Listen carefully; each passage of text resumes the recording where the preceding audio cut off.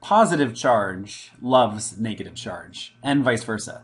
Opposite charges attract. When they're near each other, they're low in energy, or you could say that they're stable. And systems will tend to go to the low energy stable positions. So positive, negative will fall in together and often stick by each other, unless extra energy is applied to separate them. So the more positive / negative charge there is in the interactions between particles, the more the particles will be held together. Now, this interaction affects things like solubility, but also affects things like vapor pressure and hence boiling point, melting point, surface tension, and viscosity. We'll see later in discussing vapor pressure that increasing the interaction between the particles holds them together, prevents them from vaporizing, and hence makes it so that a high temperature is needed to boil off the liquid. And increasing interaction also holds particles together, preventing them from drifting about each other. It increases the temperature needed to separate them. It increases the melting point, just like it increases the boiling point. And also, increasing interaction increases surface tension and viscosity, which we'll talk about later. So, variety of types of intermolecular and interparticle attractions. First, we have dipole-dipole interactions. Now, these are between, dipole, polar molecules. As an example, hydrogen chloride. It interacts with other hydrogen chlorides. On hydrogen chloride, you have a dipole. Chlorine is more electronegative than hydrogen, and it draws electron density from within this bond more towards it than hydrogen does, causing those relatively negative electrons to go towards chlorine, making it relatively negative, and hydrogen loses some of that electron density, it becomes relatively positive. Now, hydrogen chloride can interact with other hydrogen chloride molecules. It is most stable and lowest energy when the relatively negative chlorine interacts with the relatively positive hydrogen of another hydrogen chloride molecule. And so you'll see that this interaction between relative negative and positive ends is much more common and much lower energy than relative negative chlorine-chlorine interaction. Now, we also have hydrogen bonds. For example, between water molecules. We have here, water has oxygen, which is relatively negative, draws electron density towards it and away from hydrogen, so hydrogen's relatively positive. So the positive hydrogen and the relatively negative oxygen of two different molecules can interact well, having your typical dipole-dipole interactions, but also we have a special interaction, hydrogen bond, in which that hydrogen is so relatively positive, and it's so small that it can approach into and sort of form a partial covalent bond with the lone pair of electrons on oxygen, a very relatively negative electronegative element. So our hydrogen bond here occurs. It's stronger than your typical dipole-dipole interactions. You'll observe that hydrogens, which are covalently bound to either oxygen, nitrogen, or fluorine, covalently bound to the three highest electronegativity elements, they become really quite relatively positive, where those oxygens, nitrogens, or fluorines are really quite relatively negative.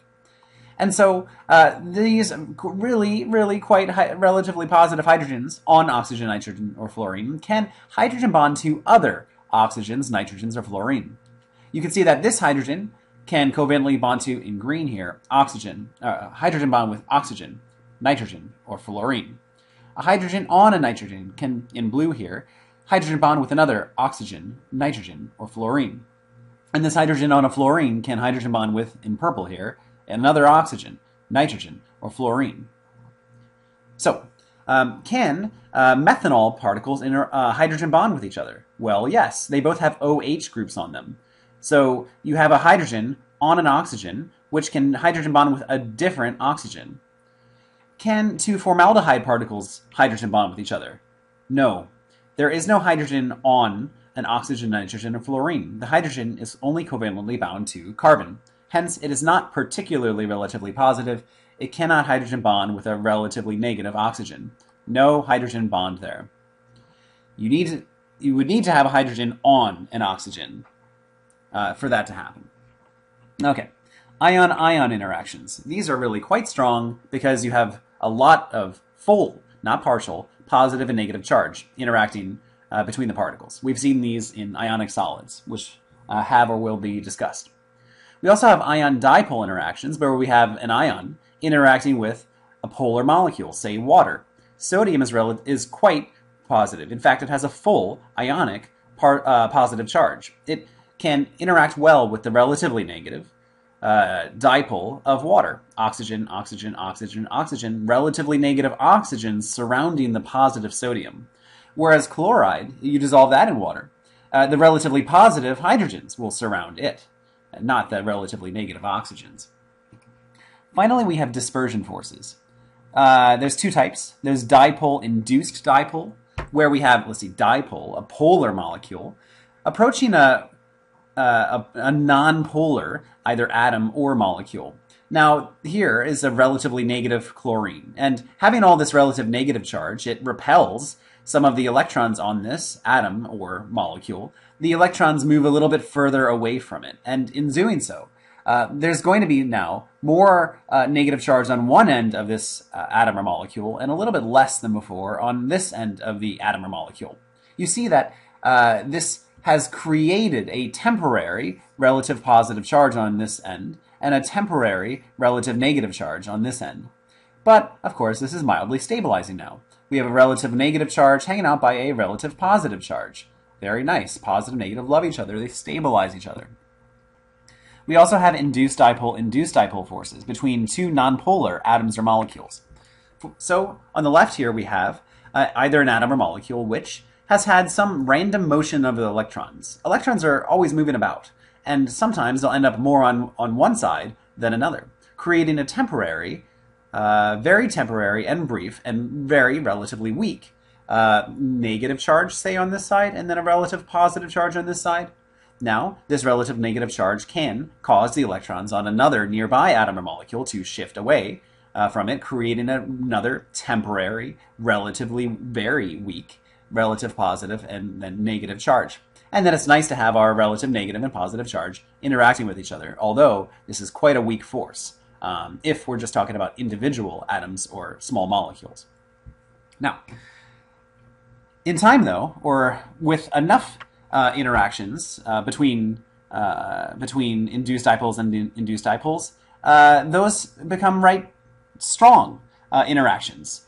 Some particles can have very strong dispersion forces, induced dipole forces, because some are quite polarizable. That is, that they can be polarized.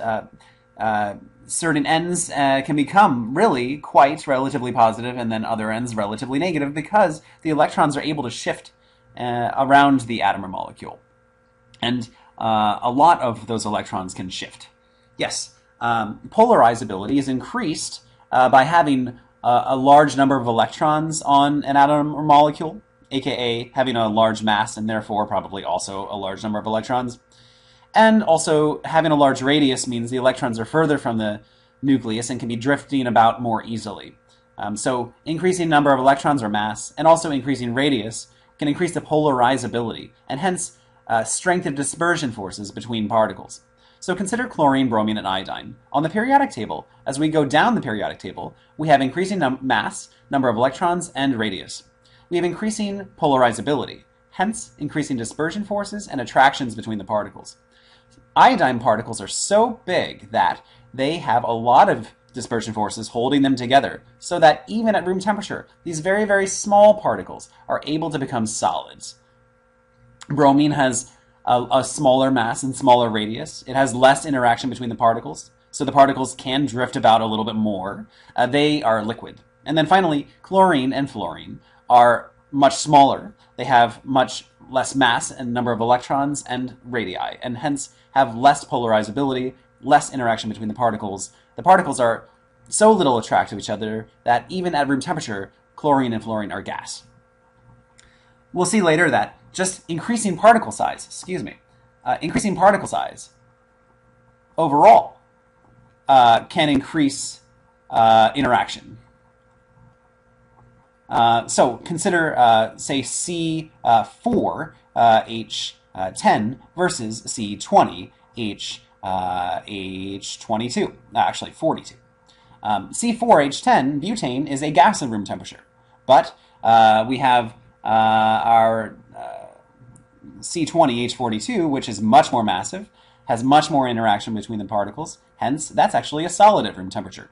Increasing particle size increases intermolecular forces, more likely to be liquid and then therefore also solid as well at room temperature. So, relative strengths of interactions. Here, as we go to the right, we have increasing difference in charge and hence interaction between the particles. So, dispersion forces are the weakest, then dipole-dipole, hydrogen bonds, ion-dipole, ion-ion. Of course, ion-ion has much greater charge differences between full positive and negative charges than dispersion forces, which have relative positive and negative charges. Hence, ion-ion interactions, ionic solids, are more likely to be solids and more likely to have high melting points than molecular compounds, which might have just weak dispersion forces. Thanks for watching, guys.